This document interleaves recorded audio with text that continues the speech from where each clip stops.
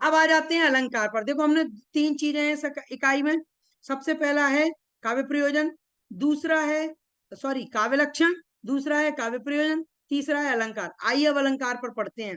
अलंकार क्या कहते हैं? अलम, अलम के साथ में क्री धातु, क्री धातु अलम पूर्वक क्री धातु में घय प्रत्यय जब जुड़ जाता है तब शब्द बनता है अलंकार। पुल्लिंग का शब्द है, ठीक है। राम के अनुसार रूप चलेंगे, अकारांत पुल्लिंग। अलंकरोति इति अलंकारः, अलंक्रियते अनेन इति अलंकारः। अलंकार क्या है? आभूषण, हारादिवत। हाँ, ये शोभा को बढ़ाने वाले हैं, शोभा कर हैं ये। शोभा करान धर्मान अलंकारान प्रचक्षते। हाँ, इस प्रकार से काव्य शास्त्र में कहा जाता है कि काव्य शोभा करान धर्मान अलंकारान प्रचक्षते, जो काव्य की शोभा करने वाले हैं। जैसे हम हार आदि पहन लेते हैं, मुकुट मंडल आदि पहन लेते हैं, मुद्रिका अंगूठी आदि पहन लेते हैं, तो इससे क्या होता है? इससे हमारे आभूषण हैं भाई, इससे हमारी शोभा बढ़ जाती है। कोई पूछता है भैया ये अंगूठी बड़ी सुंदर चमक रही है, हाँ ये हार बड़ा आपके गले में चमक रहा है, ये कुंडल चमक रहे हैं, ये सब क्या है? ये सब अलंकार हैं। तो अलंकारों की बात आई है, ये आभूषण की तरह कार्य करते हैं। ऐसे ही काव्य की शोभा को बढ़ाने वाले अलंकार कहलाते हैं। अलंकार संप्रदाय के प्रमुख कौन है? वो है हमारे भामह। कौन है? भामह। भामह जी हैं अलंकार संप्रदाय के प्रमुख हैं। अलंकार भी तीन प्रकार के हैं, शब्दालंकार, अर्थालंकार और उभय अलंकार। देखो भाई, शब्दालंकार वो होता है जो शब्द की विशेषता बताए, शब्द में चार चांद लगा दे, वो शब्दालंकार है, ठीक है, जिसको अर्थ से कोई लेना देना नहीं है। जैसे अनुप्रास हो गया, यमक हो गया, वक्रोक्ति हो गया, श्लेष आदि हो गया, ये सब क्या है? चित्रालंकार, ये सब शब्दालंकार है। आगे देखो अर्थालंकार क्या होते हैं? अर्थांतरण न्यास हो गया, काव्यलिंग हो गया, रूपक हो गया, उपमा हो गया, अतिशयोक्ति हो गया, उपरेक्षा हो गया, तुल्य योगिता होगा हो गया, ये सारे जितने अलंकार हैं ये अर्थालंकार है। कुछ आते हैं उभय अलंकार, वही श्लेष अलंकार है, ये उभय अलंकार में आता है। पुनरुक्त पदाभास अलंकार है, ये भी आता है। तो ऐसे जो अलंकार हैं ये दोनों में चल जाते हैं, उभय अलंकार इनको कहा गया है। और देखिएगा इन अलंकारों को तो आपने जान लिया है। आप देखिएगा शब्दालंकार तो गिनती के हैं तीन चार। कौन कौन से हैं भाई? शब्दालंकार हैं अनुप्रास, यमक, वक्रोक्ति और श्लेष। उनमें भी तीन प्रमुख हैं। कौन कौन से? अनुप्रास, यमक और श्लेष। और सौभाग्य से अच्छी बात बताऊं आपको, हमारे में तीन, पांच अलंकारों में से तीन लगे हैं अनुप्रास, यमक और श्लेष। ये तीनों को तीनों शब्दालंकार है। दो लगे हैं उपमा और उत्प्रेक्षा, ये है अर्थालंकार। अब आपको और कुछ पढ़ना ही नहीं है, पांच अलंकार पढ़ो, काम खत्म, काम तमाम, इकाई पूरी, सिलेक्शन पक्का। देखिएगा अनुप्रास अलंकार देख लेते हैं अब। अनुप्रास अलंकार के बारे में मम्मट जी ने बहुत अच्छी बात कही है, शॉर्ट एंड स्वीट, बड़े प्यार से कहते हैं, वर्ण साम्यम अनुप्रास। वर्णों की समानता मिल जाती है, उसी का नाम अनुप्रास है। सीधी बात, नो बकवास, वर्णों की समानता का नाम अनुप्रास। आगे विश्वनाथ जी आते हैं, वो थोड़ा और अच्छे से कहते हैं, स्पष्ट खोल करके पूरी बात को कह देते हैं। विश्वनाथ जी कहते हैं अनुप्रासा शब्द साम्यम वैषम्येपि स्वरस्य यत्। कहते हैं अनुप्रासः शब्द साम्यम, भाई शब्द की समानता होनी चाहिए, वैषम्येपि स्वरस्य यत्, स्वर का विषमता भी चलेगी, मात्राएं हैं, स्वर हैं, ये उल जलूल इधर उधर हो भी जाए तो चलेगा, लेकिन शब्दों की समानता हो, व्यंजनों की समानता हो। किसकी? शब्द साम्य मतलब व्यंजनों की समानता हो। स्वर भले ही अलग बने रहे, आ ई उ री री, ये कुछ भी बने रहे, लेकिन व्यंजन बिल्कुल समान होने चाहिए, तब जाकर के अनुप्रास अलंकार बनता है। ये व्यंजनों का अलंकार है। अनुप्रास अलंकार भी बेचारा एक प्रकार का नहीं है, पांच प्रकार का है। तो ये मत समझिएगा कि आप YouTube की कोई वीडियो देख लो और उसमें, क्योंकि अलंकार की आप वीडियो देखेंगे तो आपको सारे के सारे हिंदी वाले अलंकार लोग बता देंगे, और बताएंगे भी संस्कृत में तो एक अलंकार बता देंगे, अनुप्रास शब्द साम्यम वैषम्येपि स्वरस्य। इसके दो तीन उदाहरण दे देंगे, आप खुश हो जाएंगे, भैया हमारा काम बन गया, आपने पढ़ लिया। नहीं, आपको पूरा पढ़ना है, पांच के पांच भेद पढ़ लो, अच्छे से समझ लो। क्यों कह रहा हूं? क्योंकि उन्होंने मेंशन नहीं किया कि भैया हम कितने डीप तक पूछेंगे। जब पांच अलंकार पूछ रहे हैं, 15 अलंकार पूछे नहीं है, पांच पूछे हैं, तो पांच पूछे हैं, उनको अच्छे से रट के जाओ और पूरा स्पष्ट रूप से खोल खोल करके रट लो। सारे एक एक चीज, उसके सारे भेद स्पष्ट हो जाने चाहिए। कोई भी चीज छूटेगी तो फिर आप भी छूट जाएंगे, इसलिए छोड़ना नहीं है, पकड़ करके रखना है। चलिए छेकानुप्रास वालों के पास चलते हैं। छेकानुप्रास पहला भेद है अनुप्रास का। ये महान महाशय क्या कहते हैं, वो कहते हैं कि जहां व्यंजन समूह की एक बार आवृत्ति हो। हमने संस्कृत में नहीं लिखा, मुझे क्षमा कर दीजिएगा। संस्कृत में मैंने इसलिए नहीं लिखा क्योंकि उससे प्रश्न आते नहीं है। आपको अर्थ को समझना है। मैं बताऊं अलंकार से प्रश्न कैसे आने वाले हैं। अलंकार से प्रश्न ये आएगा कि आप ये बताइए, एक लाइन दे देंगे, 2 लाइन दे देंगे, श्लोक दे देंगे, बोले अत्र कहा अलंकार, सीधा सीधा स्पष्ट।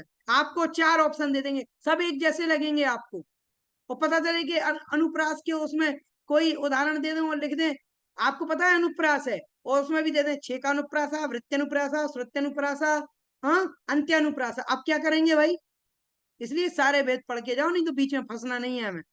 देखो छेकानुप्रास में व्यंजन समूह की एक बार आवृत्ति होती है। अब ये यहाँ पर उदाहरण मैंने 2 उदाहरण दिए हैं। आदाय बकुल गंधा नंदी कुर्मन पदे पदे भ्रमरान अयमेति मंद मंदम कावेरी वारी पावना पवना। यहाँ पर देखो गंध और नंदी, ना और धा 2 बार आ रहे हैं यहाँ पर।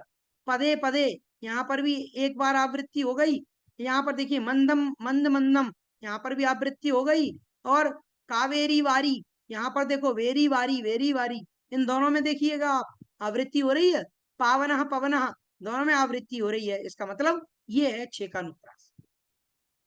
ऐसे ही या सृष्टि सृष्टुराद्या वहति विधि हुतम या हविर या च होत्री, इसमें देखो हवि होत्री हुतम, हाँ वहति हुतम, हाँ सृष्टि सृष्टु, ये सारी चीजें आपको स्पष्ट रूप से बताई जा रही हैं कि ये है छेकानुप्रास।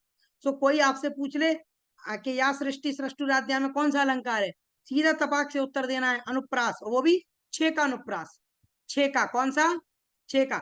और इसको याद करने का तरीका क्या है, छेका, छेक में एक आ रहा है, छेक आप बोलेंगे छेक माने एक, भाई इसमें एक बार आवृत्ति होती है, इसलिए इसका नाम छेकानुप्रास है। सो आप इसको अच्छे से याद कर लीजिए, काम आपका पक्का हो जाएगा। आगे चलो, अब दूसरा अनुप्रास है वृत्ति अनुप्रास। अब ये क्या कहता है भाई, वृत्ति अनुप्रास, वृत्ति माने ये कहता है अनेक बार आवृत्ति हो जाए। एक बार आवृत्ति से काम नहीं चलेगा, अनेक बार होनी चाहिए। व्यंजन अनेक बार जब आवृत्त हो जाएंगे तब उसको वृत्ति अनुप्रास कहेंगे। एक उदाहरण में यहाँ पर स्पष्ट लिखा हुआ है, आप देख सकते हैं। उन्मीलन मधुगंध लुप्त मधु व्याधूत चूतांकुरा क्रीडत कोकिल काकली कलकलई रुद्गीर्ण कर्ण ज्वरा नीयन्ते पथिकै कथम कथमपि ध्यानावधान क्षण प्राप्त प्राण समागम रसोल्लासई रमी वासराः। अब इसको देख लीजिएगा, ये सीधा सीधा उदाहरण मैंने आपके लिए वहां से लिया हुआ है, साहित्य दर्पण से। और क्यों लिया है, क्योंकि यही उठा करके वो पूछेंगे। अधिकतर परीक्षाओं में चाहे नेट जेआरएफ तक की परीक्षा हो, उसमें भी उदाहरण यहीं से लिए जाते हैं। सीधा ग्रंथ के ही उठा करके दे देते हैं, वो अलग से मेहनत करना नहीं चाहते। और मेहनत कर भी लें तो भी बड़ी समस्या है, क्योंकि मुंडे मुंडे मतिर भिन्ना तुंडे तुंडे सरस्वती, बड़ी समस्या है। अगर उन्होंने कोई दूसरा उदाहरण कहीं से दे दिया तो हमारे यहाँ पर इतने सारे लूप होल्स हैं संस्कृत में कि दूसरा उदाहरण देने पर तुरंत ही जो है उसको गलत मान लिया जाएगा। क्यों, क्योंकि एक विवक्षा से इसमें अगर अनुप्रास अलंकार है, दूसरी विवक्षा से उपमा अलंकार आ जाएगा, उत्प्रेक्षा आ जाएगा या रूपक आ जाएगा, तो वो फिर गड़बड़ी शुरू हो जाएगी।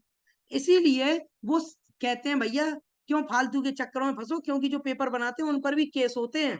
अगर ऐसा गड़बड़ पेपर बनाते हैं वो, एक आध गलती चल जाती है, उससे ज्यादा 3-4 गलतियों में फंस जाते हैं वो, हाँ, और ब्लैक लिस्ट में आ जाते हैं, फिर उनको कोई पेपर नहीं पूछता है, और पेपर बनाने के पैसे मिलते हैं उनको। इसीलिए मेरा आप सबसे ये कहना है कि आप ना दुनिया भर के उदाहरण मत पढ़ो, उदाहरण पढ़ो वो जो ग्रंथ में दिए, और हमने ग्रंथ से लिए, इसलिए इन उदाहरणों को आप याद कर लो। एक और आता है प्रसिद्ध श्लोक है, विद्या नाम नरस्य रूपम अधिकम, ये भी है, इसमें भी विद्या विद्या की बार बार आवृत्ति हो रही है। विद्या भोग करी यशा सुख करी, विद्या गुरु नाम गुरु, हाँ विद्या बंधु जनो विदेश गमने। तो ये सारी चीजें जब आ रही है विद्या विद्या विद्या विद्या, इसका मतलब बार बार आवृत्ति हो रही है, इसका नाम है वृत्ति अनुप्रास।